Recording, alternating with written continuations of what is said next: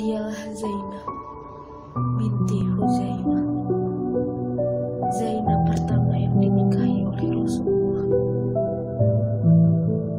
Dia pula lah selepas Khadijah, tentu saja yang pertama kali meninggal ketika Rasulullah masih hidup. Aku, Zainab binti Jahsy, adalah saudara sepupu Rasulullah. Tak lama setelah kedatangan rombongan Fatimah dan Ummu Kulsum serta Aisyah dan Asma binti Abu Bakar di Madinah, Rasulullah meminangku melalui saudaraku Abdullah bin Jahsy. Tetapi bukan untuk diri beliau pribadi. Sayangnya, sayang sekali, melainkan untuk anak angkatnya, Zaid bin Harithah, yang pada saat itu masih dipanggil dengan sebutan Zaid bin Muhammad.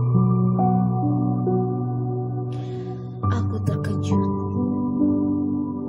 Menikah dengan Zaid, ulangku dalam hati dan berdalih. Tetapi aku, wahai kakak, adalah seorang Quraisy. Ibu kita adalah bibi Rasulullah. Kita berada dalam lingkaran keluarga penjaga tanah suci, Quraisy yang terhormat.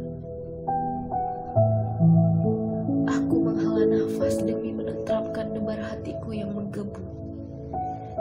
Sedangkan Zaid, bukankah dia seorang budak hingga Rasulullah memerdekakannya dan mengangkatnya sebagai anak? Aku menatap lurus ke arah Abdullah, berharap menemukan sirat keraguan yang sama. Suatu penguat, tameng bagi keenggananku. Dan jikapun kita melihat dari sisi lain, bahwa ya, dia pernah secara jolim diculik dan dijual, bukankah dia tetap hanya seorang keturunan Bani Kalb dan Bani Toy yang derajatnya lebih rendah ketimbang suku ayah kita, Bani Asad? Adikku, jawabnya setelah terdiam. Aku kira kita sama-sama tahu bahwa Rasulullah sengaja menghapus segala keangkuhan kita soal derajat kesukuan itu. Bukankah beliau gemar memerdekakan budak? Bukankah beliau memperlakukan Ummu Aiman demikian takzim? Bukankah beliau mempersaudarakan Muhajirin dan Ansor demi menyadarkan kita bahwa kita sama? Tetapi, dan lagi, potong kakakku, keputusan Rasulullah menikahi Saudah binti Jam'ah telah cukup mengajari kita menyikapi masalah ini. Aku kira beliau memiliki kesempatan menikahi perempuan yang jauh lebih cantik dan lebih muda ketimbang Saudah. Demi Allah, tetapi beliau memilih dia karena beliau hanya menuruti apa yang diperintahkannya. Karena beliau semata hendak menunjukkan kepada kita kasih sayangnya yang tak berbalas itu.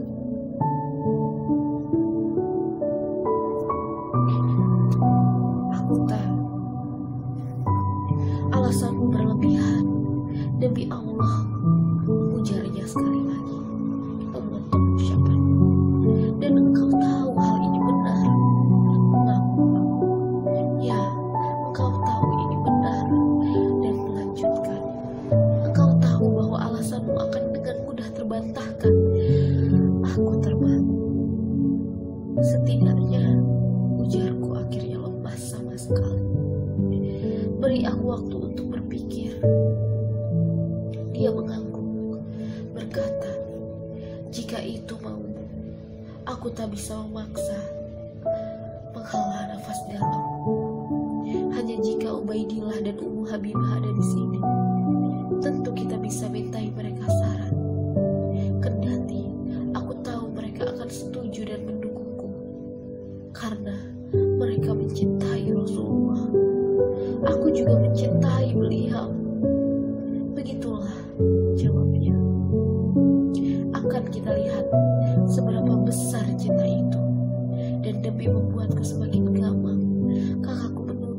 jangan itu dengar.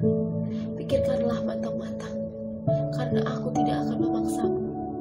Hanya saja, sejauh yang dapat kulihat, Rasulullah sangat berharap engkau mengabulkan permintaannya ini. Abdullah meninggalkanku dengan serentetan tanya tak berjawaban, yang semakin sering ditanyakan semakin menumbuhkan rasa bersalah. Semacam jerat maut pembelaan diri, sebentuk membantah berujung suatu keharusan pengorbanan seorang diri ini Ismail adanya. Sombongkah aku oleh sebab kecantikanku? Tanyaku, membiarkan rumahnya menusuk lebih dalam dan dalam lagi di palung jantungku. Keuletanku, kedudukanku dalam suku, seolah belum cukup aku menampar-nampar kesadaran ini. Kenyataan ini, aku memaki-maki. Telah fasihkah hatiku menentang perintah Rasulullah, sedang aku mencintainya karena Allah? Tidak dapatkah aku bersikap lebih lembut? Bagaimana kalau beliau tidak berkenan, lantas Allah menegurku melalui wahyu? Bagaimana kalau beliau tidak bersuka hati sehingga aku tak diberkahi? Tetapi aku berhak, tetapi Rasulullah, tetapi ini menyoal, tetapi aku hanya perlu berkorban, tetapi dan mencoba, tetapi dan menerima secara tulus, tetapi bukankah begitu? Aku menghela nafas lembut dan dalam, seolah dengan begitu segala kerisauan ini akan lenyap, seolah segala kegamanganku akan sirna begitu saja. Beranjak berdiri, aku menemui Abdullah. Wahai saudaraku, ujarku, menyoal permintaan Rasulullah itu. Setuju? Tanyanya sumringah. Ya, jawabku. Demi rasa cintaku kepada Rasulullah. Pernikahan kami digelar tak lama kemudian, bersamaan dengan pernikahan Hamnah saudariku dengan Musom. Demi mendapati kabar ini, kabar pernikahanku, dan cahaya petunjuk yang meresap ke dalam hatinya ibu, Umaymah, bibi Rasulullah, berhijrah dari Mekah dan bersyahadat di hadapan keponakannya itu, menggenapkan kebahagiaan kami, keluarga Jazim. Tetapi 1 bulan kemudian, resepsi pernikahan Rasulullah dengan putri Abu Bakar, Aisyah, digelar. Gadis 9 tahun yang jauh lebih cantik ketimbang ibunya, Ummu Ruman, yang serupa bidadari surga, istri kesayangan Nabi. Demikian orang-orang menjulukinya. Pernikahan yang harmonis tentu saja. Bahkan ketika sekira 2 tahun kemudian Rasulullah menikahi Hafsah, putri Umar, keharmonisan itu tetap terjaga. Lalu terjadilah perang Uhud, dan saudaraku Abdullah bin Jahsy, sebagaimana Hamzah paman Rasulullah dan Musom, suami saudariku Hamnah, gugur sebagai syuhada. Tubuh Abdullah terbaring di sisi Hamzah, terkoyak-koyak. Sofiyah bibi Rasulullah berdoa di dekatnya atas nama saudarinya. Ibuku Umaymah bersama Fatimah, mereka menangisi para syuhada dan mendapati itu keharu biruan yang mencekik. Rasulullah ikut meneteskan air mata ketika Hamnah datang demi melihat suaminya yang gugur. Kesedihan itu semakin mendalam. Ketika dalam peperangan, cerita Rasulullah, aku memanggil seseorang yang kulihat mirip Musom. Dia memanggul bendera perang, tetapi ketika kupanggil, dia menyahut, aku bukan Musom. Saat itulah aku tahu bahwa dia adalah malaikat, dan menjadi mudah bagiku untuk mengerti bahwa saat itu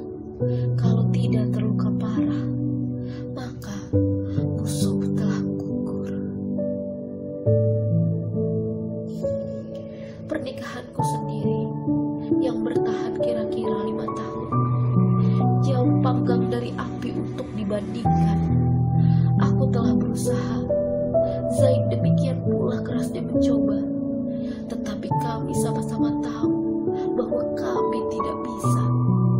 Kami hanya tahu bahwa kami mungkin bisa mencoba untuk bertahan sehari 2 hari lebih lama, sebulan 2 bulan lebih jauh, sembari menanti suatu percik keajaiban di mana hati kami akhirnya bisa saling menyelaraskan. Lalu tahun demi tahun berganti, sedang hati kami kian lama kian saling menjauh, tak terperikat. Sebagaimana bisa ditebak sejak awal, aku tahu bahwa Zaid barangkali didorong oleh sikapku yang tidak sesuai harapannya. Kendati aku berusaha sekuat tenaga menafikan keenggananku yang sejak awal, beberapa kali meminta izin kepada ayah angkatnya itu untuk menceraikanku, tetapi beliau hanya menyuruh Zaid untuk bersabar. Suatu hari, ketika aku sedang berada di rumah, berpakaian seadanya, bahkan tanpa alas kaki, aku mendengar seseorang mengucap salam di depan pintu. Ketika aku beranjak untuk memastikan, aku terkejut bahwa orang itu adalah Rasulullah. Panik, aku berlari ke arah pintu, berkata malu-malu, "Zaid sedang tidak ada, wahai Rasulullah." Canggung, salah tingkah, tetapi demi bapak dan ibuku, silakan masuk. Adakah aku terlampau antusias? Adakah aku terlampau terlihat bahagia? Adakah ada ucapanku yang keliru? Aku mematung ketika Rasulullah berbalik, berjalan menjauh sembari menggumamkan sesuatu yang samar-samar aku dengar.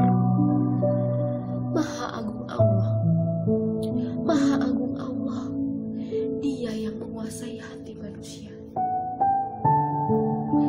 Ketika suamiku pulang, aku menceritakan kedatangan Rasulullah dan apa yang beliau gumamkan. Zaid mendengarkan dengan teguh, bergegas menuju rumah ayah angkatnya kemudian. Aku diberitahu tentang kedatanganmu, hai Rasulullah, ujarnya. Mengapa engkau tidak berkenan masuk ke dalam rumahku? Bukankah engkau sudah menjadi orang tuaku sendiri? Merasa belum cukup, suamiku itu melanjutkan, apakah engkau merasa Zainab telah jatuh hati kepadamu? Jika benar, maka akan kuceraikan dia. Jangan begitu, jawab beliau. Tetapi bertahanlah, wahai Zaid. Tetapi kami tahu pernikahan ini tidak bisa lagi dipertahankan. Keesokan harinya, suamiku mengajukan pertanyaan serupa dan Rasulullah memberi jawaban yang tetap sama. Tetapi akhirnya, setelah sama-sama bertahan, setelah sama-sama saling memahami jurang yang tak akan mampu lagi terjembatani, Zaid menceraikanku. Sesuatu yang tidak hanya melegakanku, tetapi juga jahit. Aku yakin, bukankah engkau juga demikian? Beberapa bulan kemudian, Salma, pembantu Sofia, bibi Nabi, yang telah lama dan akan terus mengabdi pada rumah tangga Rasulullah, datang gopoh-gapah ke rumahku. Rasulullah, ujarnya terengah-engah, memintaku untuk menyampaikan kepadamu perihal berita dari langit. Berita dari langit? Aku terperanjat, terkejut. Kupanjangkan mataku kepadanya yang kini mengangguk. Ya, jawabnya, Allah telah menikahkanmu dengan Rasulullah. Allahu Akbar, teriakku spontan. Bersujud 2 kali demi melarutkan keharuan oleh sebab kebahagiaan yang sedemikian tak terduga. Allah menikahkanku dengan Rasulullah.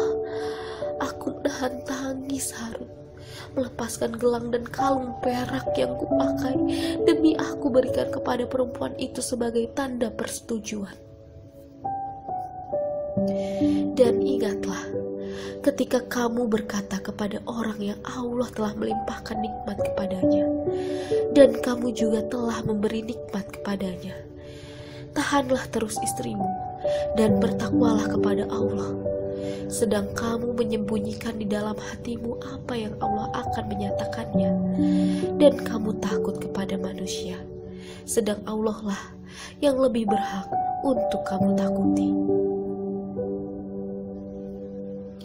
Tidak ada upacara pernikahan yang formal, karena pernikahan kami telah digariskan melalui wahyu.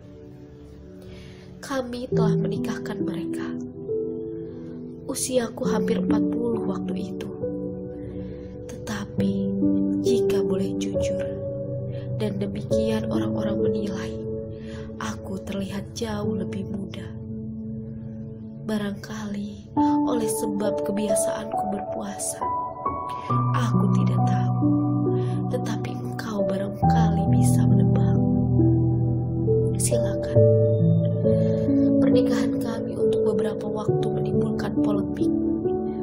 Pertama, adalah tidak lazim, cenderung haram dalam kacamata tradisi kuno bangsa Arab, seorang lelaki menikahi mantan istri anak angkatnya. Allah berkenan mendengarkan wahyu yang ia turunkan. Maka tatkala Zaid telah mengakhiri keperluan terhadap istrinya, menceraikannya, kami kawinkan kamu dengan dia supaya tidak ada keberatan bagi orang mukmin untuk menikahi istri-istri anak-anak angkat mereka. Apabila anak-anak angkat itu telah menyelesaikan keperluannya terhadap istri-istrinya, dan adalah ketetapan Allah itu pasti terjadi ke dalam suatu suri tauladan, maka dia menyuruh Rasulullah menikahiku. Sesederhana itu. Kedua, bahwa seorang anak tidak diperkenankan menyandang nama ayah angkatnya. Alih-alih itu, harus tetap menyandang nama ayah kandungnya. Muhammad itu sekali-kali bukanlah bapak dari seorang lelaki di antara kalian, tetapi dia adalah Rasulullah dan penutup para nabi. Maka sejak saat itu, tanpa mengurangi sedikit pun kadar kecintaan ayah dan anak angkatnya itu, Zaid menyandang nama Zaid bin Harithah. Ketiga, bahwa Rasulullah diberi izin memiliki istri lebih dari 4, dan Allah memperkenankan aku menjadi istri Rasulullah yang kelima. Keempat, bahwa kami kemudian diberi nama Ummul Mukminin dan tidak diperkenankan menikah lagi kalau Rasulullah telah tiada. Kelima, bahwa Rasulullah harus dipanggil dengan Rasulullah dan bukan nama mudanya. Keenam, bahwa mereka para sahabat tidak diperkenankan untuk asing memperpanjang pembicaraan, karena sesungguhnya demikian itu akan mengganggu Nabi. Tetapi Nabi malu untuk menyuruhmu keluar, tetapi Allah tidak malu untuk menerangkan yang benar. Sesuatu yang sulit dipersalahkan, karena tidak ada seorang pun dari kami melainkan betah berlama-lama berada di sisi Rasulullah. Aku yakin engkau juga, bukan begitu?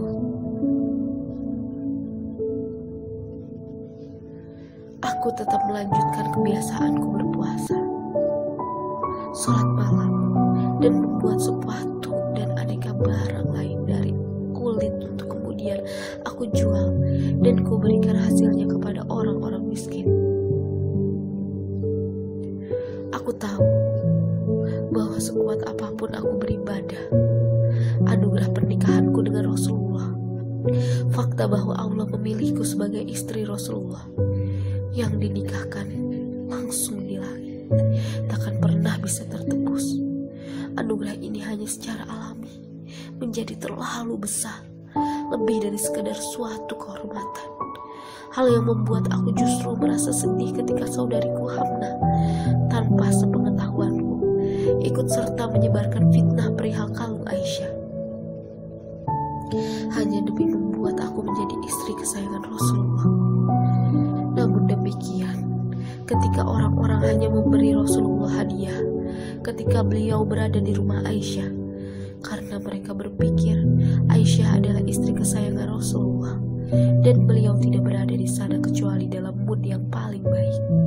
Sebagian dari kami, istri-istri Rasulullah, pergi menghadap beliau untuk protes. Demi Allah, suruhlah orang-orang memberi hadiah kapanpun mereka mau, tanpa mesti menunggu engkau berada di rumah Aisyah. Ummu Salamah menjadi yang pertama melakukan itu secara pribadi, tetapi dia langsung menyesal, memohon ampun ketika Rasulullah berkata tentang Aisyah, "Jangan persulit aku, karena sesungguhnya wahyu tidak datang kepadaku ketika aku berada di selimut seorang istri, melainkan pada Aisyah." Lalu kami, terutama aku, membujuk Fatimah untuk menyampaikan keluhan ini, dan putri Rasulullah itu kembali tanpa hasil yang kami harapkan. Mereka, istri-istri Rasulullah, kemudian memintaku menghadap beliau, barangkali karena aku masih sepupu Rasulullah. Barangkali mereka melihat aku adalah orang yang paling mampu menangani urusan ini. Tetapi kemudian aku mengerti dan sekaligus menyesal karena perbuatan ini. Selepas Aisyah mengajukan argumen yang tidak bisa aku bantah, adalah benar bahwa Rasulullah harus memperlakukan kami secara adil. Tetapi beliau tidak bisa dipersalahkan atas perlakuan tidak adil orang lain terhadap kami. Bagaimana mereka mengutamakan Aisyah karena hati beliau terlalu lembut untuk ikut campur dalam urusan sepele ini. Tetapi aku, sebagaimana telah kusinggung di awal, bukanlah Zainab pertama yang diperistri Rasulullah, bukan pula Zainab yang paling istimewa. Kendati orang-orang akan bilang bahwa aku lebih cantik ketimbang putri Khuzaimah itu, tidak alih-alih itu. Zainab putri Khuzaimah adalah seorang penyayang kaum papa, ibu orang-orang miskin, bahkan jauh ketika cahaya Islam belum menerangi hati dan hidupnya. Dia menikah dengan Jam bin Amr bin Al-Harith pada mulanya, sebelum suaminya itu menceraikannya. Setelah itu, dia menikah dengan saudara Tufail, Ubaidah bin Al-Harith. Keduanya masuk Islam. Ubaidah adalah dia yang turun berduel melawan Utbah di permulaan perang Badar. Dia terluka, nyaris kalah, hingga Ali bin Abi Thalib dan Hamzah menolongnya, merobohkan Utbah. Dia tidak meninggal di tempat, tapi luka itu terlampau parah untuk sembuh. Ubaidah meninggal, dan sekali lagi Zainab putri Khuzaimah menjadi seorang janda. Adakah kedukaan itu mengurangi kasih sayangnya pada orang-orang miskin, mengurangi kegemarannya bersedekah menolong kaum papa? Tidak, dia tetap teguh dalam kesederhanaan dan kedermawanan dan ketulusannya menerima nasib. Bahkan jika itu berarti dia harus menjanda selama sisa usianya. Kesabaran itulah dan kepemurahan hatinya yang barangkali mengetuk hati Rasulullah hingga beliau pun melamarnya. Putri Khuzaimah itu gembira, senang tak alang kepalang. Tentu saja, sebagaimana aku, sebagaimana para istri Rasulullah yang lain, berwali Qabisah bin Amr al-Hilali. Rasulullah menikahi Zainab binti Khuzaimah dengan mahar 400 dirham. Rumah keempat dibangun di dekat masjid, di sisi 3 rumah yang sangat sederhana itu, yang telah lebih dulu dibangun untuk ketiga istri beliau, Saudah binti Jam'ah, Aisyah, dan Hafsah. Pernikahan yang membuka babak baru kehidupan Rasulullah.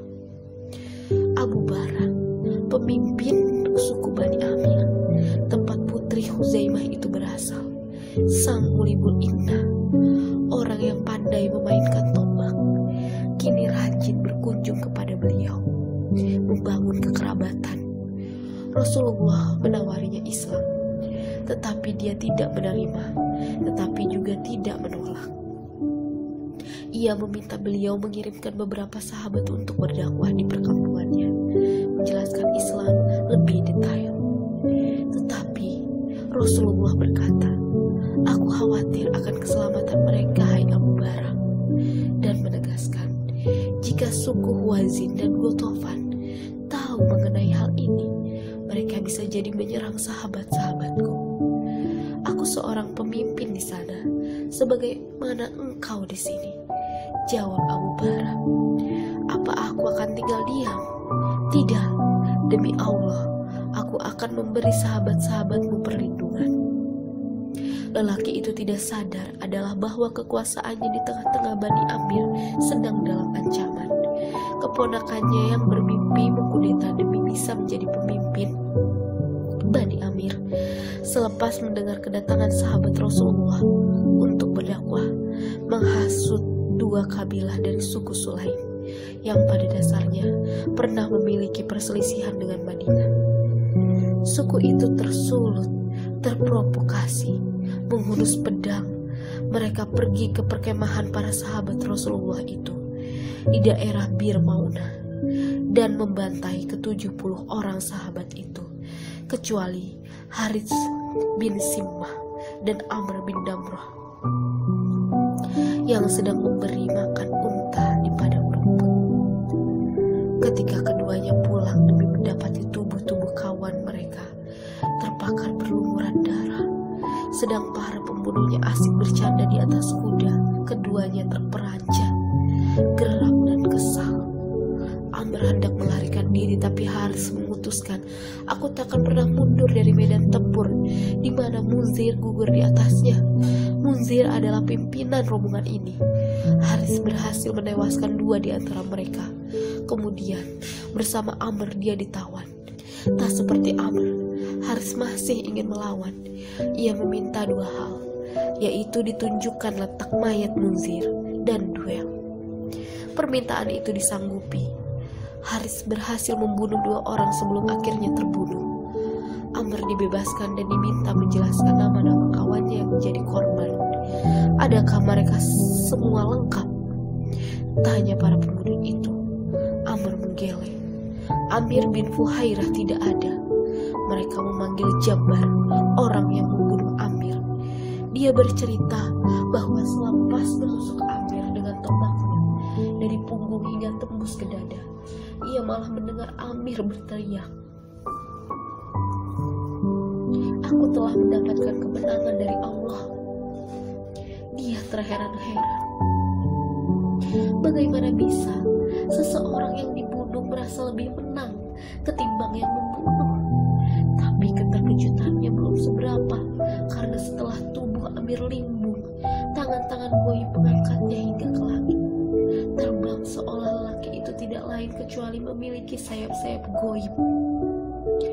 Kemenangan yang nyata adalah surga. Jelas Amr dan Jabbar masuk Islam. Orang-orang Sulaim itu merasa bersalah, sekaligus terkagum-kagum kepada Amr. Dia menjelaskan bahwa penyerangan ini diakibatkan hasutan Bani Amir, sehingga dalam perjalanan pulang ke Madinah, Amr membunuh dua orang dari suku itu sebagai kisos. Tetapi ia salah sasaran. Kedua orang yang ia bunuh adalah pendukung Abu Bara yang sama sekali tidak bersalah. Demi menyelesaikan masalah ini, Rasulullah ditemani Abu Bakar, Umar, dan beberapa sahabat lain pergi ke Bani Nadir, suku Yahudi kaya raya yang terikat perjanjian damai dan persekutuan dengan umat Islam, guna meminta bantuan dalam pembayaran diat kepada keluarga korban di Bani Amir. Huyai, pimpinan Bani Nadir, setuju. Lebih dari itu, dia menjamu Rasulullah dan para sahabatnya, atau biar lebih tepat, bersikap seolah-olah sedang menjamu. Yang para sahabat tidak sadari momen itu adalah bahwa Bani Nadir tengah merancang konspirasi untuk membunuh Rasulullah mereka.